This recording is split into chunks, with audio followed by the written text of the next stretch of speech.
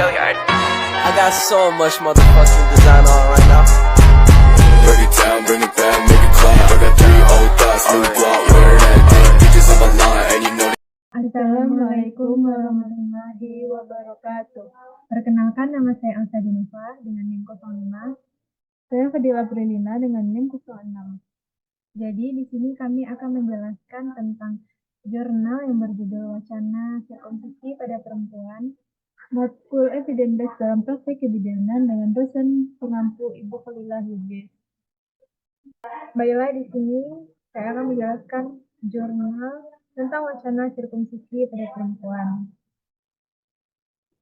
Nah, jurnal wacana sirkumsisi pada perempuan ini adalah jurnal yang terkategori sebagai jurnal systematic review. Seperti yang kita ketahui bahwa sirkumsisi ini adalah tindakan memotong atau menghilangkan sebagian atau seluruh kulit penutup dari depan penis ataupun bagian klitoris dan pada perempuan.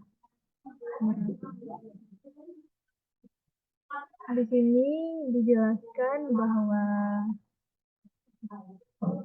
para aktivis yang bernaung di bawah Gairon Family Planning Association berusaha memberantas sirkumsisi bagi perempuan ini dengan mengklaim bahwa hal ini telah didukung oleh sebagian para ahli agama ternama dan diharapkan bisa mensosialisasikan bahaya dan menghapus praktek tersebut di kalangan umat Islam. Kemudian mereka bahkan mengatakan bahwa pelaksanaan sirkumsisi merupakan sebuah tindakan kriminal atau sebuah kejahatan. Akhirnya dibuatlah rekomendasi yang mengimbau para medis atau pelayanan kesehatan di rumah sakit maupun klinik kesehatan Mesir untuk tidak melakukan operasi sirkumsisi ini. Di Indonesia, sirkumsisi ini dipersoalkan sehubungan dengan menguat dan gencarnya wacana kesehatan reproduksi perempuan dan ketimpangan gender yang sekaligus terkait dengan masalah agama. Ada dugaan kuat di masyarakat bahwa pelaksanaan sirkumsisi bagi perempuan seringkali dilakukan secara tidak profesional dan tidak memperhatikan faktor kesehatan sehingga menjadi masalah bagi kita perempuan. Persoalan lain yang sering diperdebatkan ialah praktek tersebut berdasarkan pada alasan agama atau hanya alasan tradisi. Begitu pula diperdebatkan keterkaitan praktek sirkumsisi ini dengan aspek-aspek lain, khususnya posisi perempuan dalam realitas sosial. Selanjutnya, seperti yang kita ketahui bahwa sirkumsisi ini juga dilakukan karena adanya infeksi atau anomalitas kelahiran, kadang-kadang juga dilakukan sebagai ajaran agama. Tetapi kebanyakan orang tua yang anak-anak mereka disunat ialah karena orang tua mereka juga sebelumnya disunat atau sebagai tradisi dalam keluarga. Model sirkumsisi itu terbagi menjadi 3. Yang pertama adalah klitoridektomi. Dengan cara ini, sebagian atau seluruh klitoris dipotong atau dilukai atau digores-gores sehingga mengeluarkan darah. Cara ini paling populer dan banyak dipraktikkan dalam masyarakat, baik karena alasan agama maupun alasan tradisi. Model ini kebanyakan yang dipakai oleh masyarakat yang ada di Indonesia.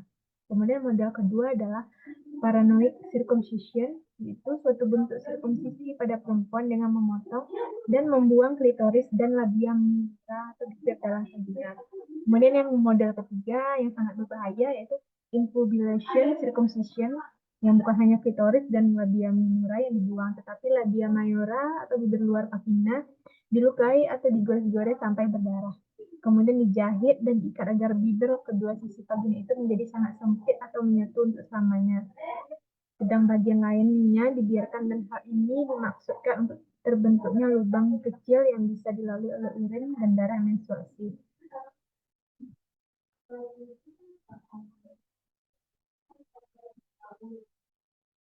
Proses dari sirkumsisi ini tuh fungsi dan tujuannya yaitu untuk mengurangi keinginan seksual pada perempuan sehingga menjaga keperawanan mereka sampai waktu nikah.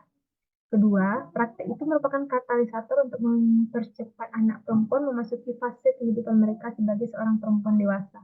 Banyak perempuan setuju bahwa sirkumsisi berbahaya, tetapi mereka menerima dan melakukannya sebagai sebuah ritual memasuki fase kehidupan. Kemudian alasan-alasan lain yang ditemukan di antaranya adalah bahwa praktik tersebut akan membuat seseorang cantik dan mencegah klitoris tumbuh seperti organ milik laki-laki. Secara singkat, mereka menegaskan bahwa alasan utamanya adalah alasan tradisi, sedang agama merupakan alasan yang kedua.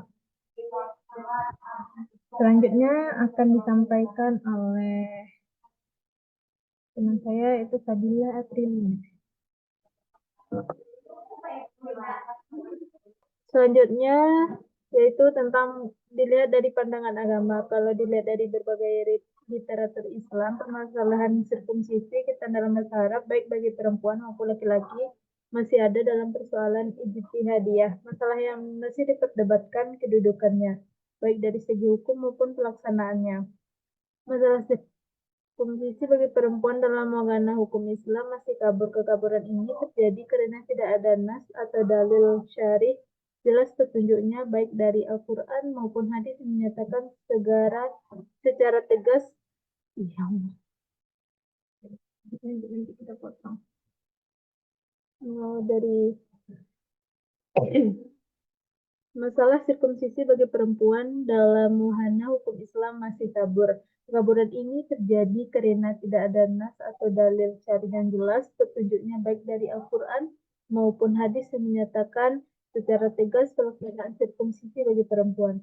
Sebagian ulama berpendapat bahwa praktek ini hanya berdasarkan pada apa yang terjadi pada zaman Nabi. Ini ada beberapa pendapat dari ulama, yaitu kelompok pertama mengatakan bahwa wajib sirkumsisi dilakukan bagi anak laki-laki maupun perempuan.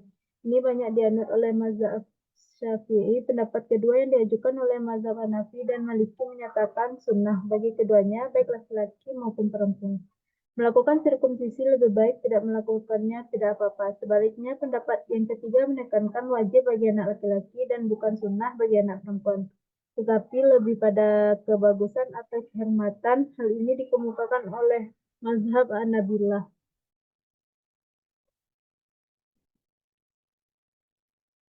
Pelaksanaan sirkumsisi dan istilah yang digunakan. Melihat perkembangan proses sirkumsisi pada saat ini, ada 3 masalah pokok yang perlu diperjelas. Pertama yaitu pelaksanaan sirkumsisi dan istilah yang digunakan. Kedua, sirkumsisi itu merupakan persoalan agama atau tradisi. Yang ketiga, posisi persoalan perempuan di hadapan agama dan tradisi. Praktek sirkumsisi ini merusak alat vital perempuan dalam jangka panjang. Female genital mutilation (FGM) banyak digunakan. Sirkumsisi model ini dinilai sangat merugikan bagi kaum Hawa. Dilihat dari pelaksanaannya, sirkumsisi ini kurang memberikan pilihan bagi perempuan. Diakui pula bahwa praktek ini merusak alat vital perempuan dalam jangka panjang. Hal ini juga memperlihatkan bahwa perempuan selalu menjadi objek laki-laki dalam pemenuhan kepuasan seksual. Ini menandakan pula bahwa laki-laki tidak menghargai sesama pasangannya dalam bersetubuh. FGM atau female genital mutilation merupakan alat tradisi yang sangat menyakitkan dalam hal mendidik perempuan tentang status ketergantungan mereka sehubungan dengan norma dalam budaya patriarki.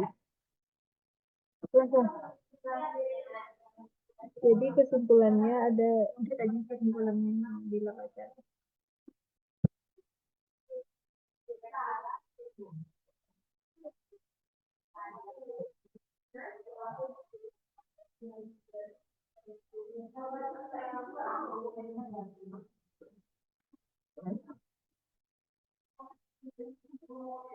Masuk.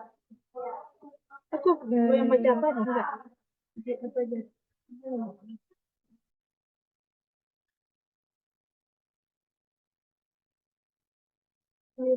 Jadi dilematik yang terjadi pada jurnal wacana sirkumsisi pada perempuan ini adalah di dalam pandangan agama, sirkumsisi bagi perempuan itu diwajibkan di mazhab Syafi'i, kemudian disunahkan di mazhab yang lainnya.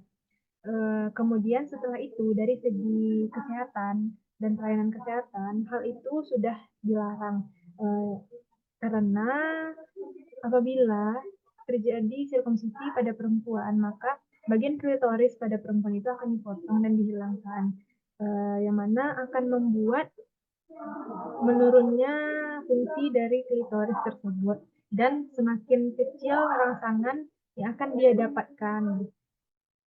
Itu, dan selain itu juga apabila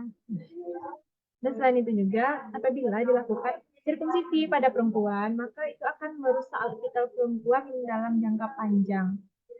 Ada beberapa yang Dan apabila sirkumsisi pada perempuan ini dilakukan tapi tidak dengan cara yang benar, maka itu akan dapat merusak alat vital perempuan dalam jangka panjang dan nantinya akan berakibat fatal bagi perempuan tersebut. Kemudian selain itu, hal ini juga diperlihatkan bahwa perempuan selalu menjadi objek laki-laki dalam pemenuhan kepuasan seksualnya. Ini menandaskan pula bahwa laki-laki tidak menghargai sesama pasangannya dalam bersetubuh. Nah, kemudian dari segi tradisi, hal ini tuh diwajibkan atau ada beberapa yang ingin mengikuti tradisi ini. Iya nggak sih? Apa yang gue bilangnya? Nggak tahu apa yang gue bilang loh. Dalam mengikuti tradisi ini, ada yang dibolehkan dalam mengikuti tradisi ini gitu. Boleh-boleh tuh. Kemudian ada beberapa yang mengikuti tradisi atau budaya yang telah lama di anak itu. Kemudian ada juga beberapa orang tua yang memiliki anak perempuan. Hilang nggak lagi yang dianut? Ya, nanti lah. Kemudian ada beberapa perempuan yang Kemudian ada beberapa orang tua yang memiliki anak perempuan dan kemudian dia lebih memilih untuk mengikuti budaya dan tradisi yang ada di sekitarnya dan tidak menghiraukan apa yang akan terjadi ke depannya di segi kesehatannya. Begitu yang terjadi dan dilema etik yang terjadi pada perencanaan sirkumsisi pada perempuan.